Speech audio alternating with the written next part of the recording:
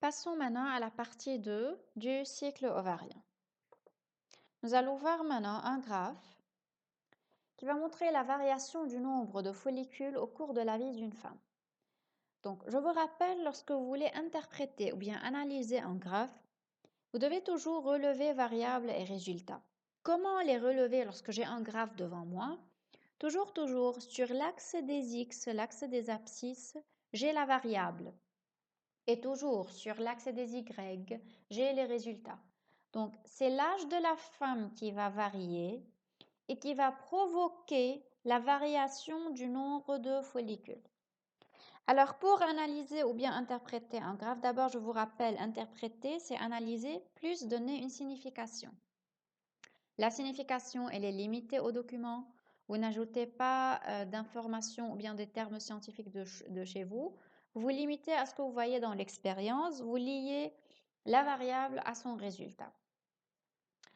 Alors, vous commencez toujours pour analyser par le premier point du graphe. Vous suivez le graphe. Là où il commence, vous commencez l'analyse. N'oubliez pas de donner toujours la valeur sur X et la valeur sur Y. Les deux doivent être donnés. N'oubliez jamais, en donnant ces valeurs, de donner aussi l'unité. Donc là, l'âge est en années. Et là, c'est le nombre de follicules. Donc vous dites 1000 follicules. C'est ça l'unité.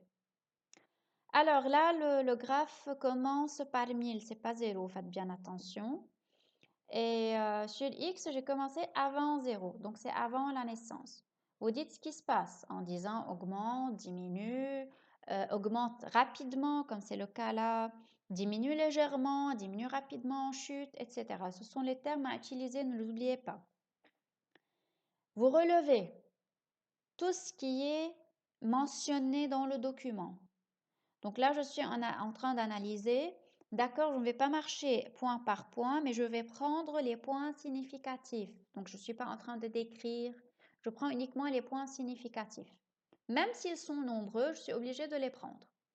Dans ce cas-là, tout ce qui est mis dans les encadrés sont des points significatifs à relever. Alors, lorsque je dis la naissance, la fertilité optimale, la ménopause, etc., ce sont des phases très importantes à relever. Que ce soit sous forme de points, donc lorsque je dis naissance, ménopause, fin de fertilité, c'est un point bien précis. Pour la fertilité optimale et la diminution de fertilité, c'est une phase, donc elle s'étend entre tel et tel âge. Faites bien attention à ces nuances pour dire, par exemple, à la naissance, j'ai cette valeur.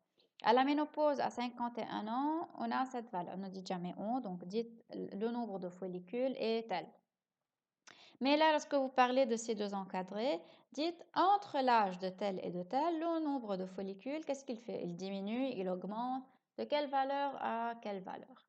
Et lorsque là, vous n'êtes pas sûr des valeurs, parce que, par exemple, le point qui est là, je ne suis pas sûre c'est à quelle valeur.